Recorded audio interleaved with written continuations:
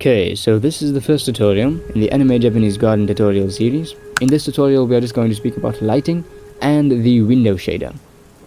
But before we begin this tutorial, I just want to say many thanks to everyone on the golden tier list in the Patreon. Your support is highly appreciated, and I hope you enjoy the upcoming course that will appear soon, inshallah. But let us now continue with the tutorial. Firstly, we are going to play with the world shader a little bit. We are in the world shader property tab, and we are just going to bring in a mix shader and duplicate the background shader. We want to make a texture that allows us to change the color of the world shader but keep the normal world influence the same. So I'm going to bring in a light path node, and what this node does is it separates between the color or the outward color of the object and the actual influence of the object. So as you can see, when I play with one node, it changes the color of the world, and when I play with the other node, it plays with the actual influence of the world color. So I'm going to change the color of the outward appearance of the world shader by bringing in a gradient node, pressing Ctrl T on that gradient node, and bringing in a color ramp. So I'm just going to manipulate that a little bit, rotate it on 90 degrees, and as you can see, we have a kind of fade from darkness to light, and that is basically what I wanted.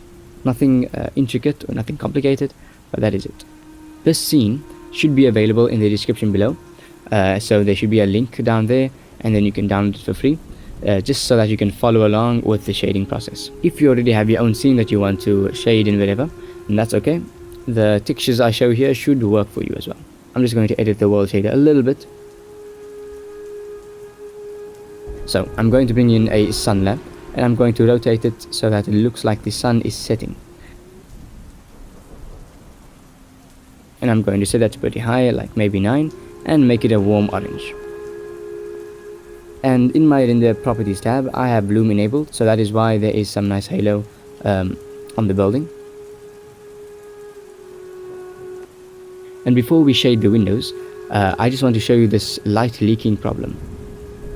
In the render property tab, under the shadow properties, if you have your shadow very low, the light leakage will be very intense, but if you have it high like me, it'll be quite minimal like this. So the way to fix it is to click contact shadows under the shadow properties of the sun lamp. So if you click it, then the light leakage should either be totally removed or it should be barely visible. So now when we hide the window, you can see that the light of the sun comes through the open panel, but when we bring the mesh back, it obviously obscures the light coming from the sun. That is because the window is an actual mesh, so it's blocking the light.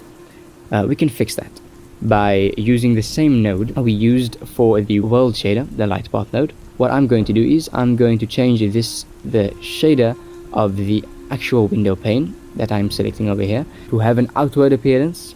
So the window will have its own shader, but it will also allow the light from the sun to enter into the room using the same node that we used for the world shader, the light path.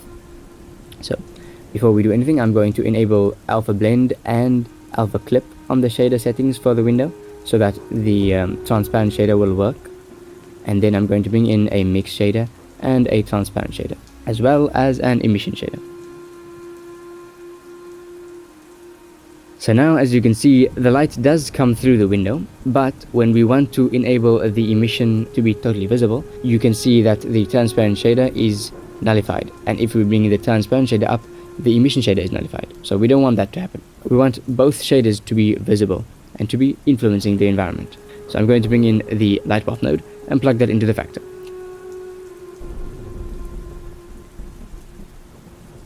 And I'm just going to swap the emission and transparent shaders, and there we go. As you can see, our emission is visible as well as the light coming through the window.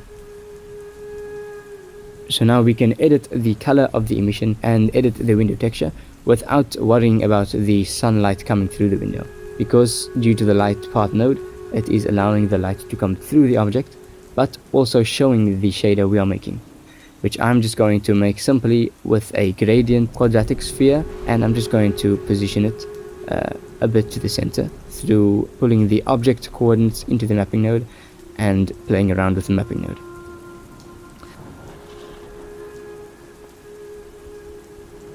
Then I'm going to bring in a mix color and set that mix color to multiply with the gradient texture plugged into the factor, so that the dark edges of the color ramp can influence the emission shader through making the edges a little bit more dark.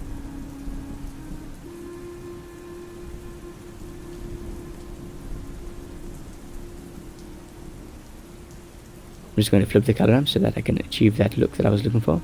And now I'm going to edit the colors, making it a bit orange and a bit pink, so like a little bit of both, and making the bottom B socket a bit redder and darker, so that it lessens the emission on the outer edges of the model. But that is essentially it for the shader. I'm now just going to edit the texture itself and apply it to all the other windows, as well as make windows that are dull and are not very bright, like this one. Those are going to be the front windows. And I'm also going to just add a little extra light at the end of the video, so that there is more light within the scene. So if you want to follow along, you are more than welcome to. But this is essentially the end of this step of the tutorial.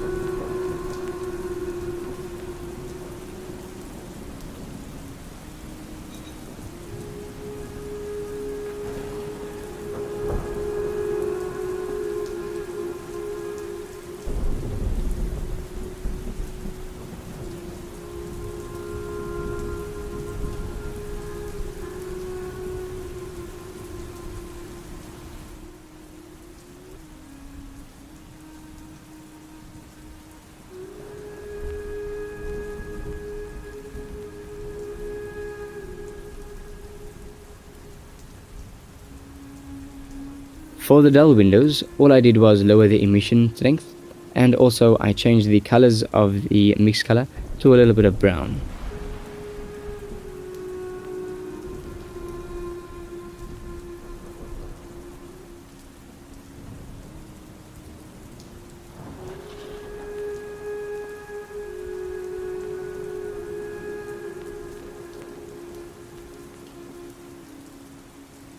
And now, before the end of the tutorial, I just want to add this extra light that is in the reference.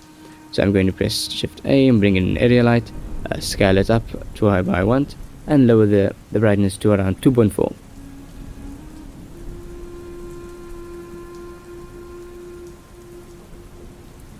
So that is it for this tutorial.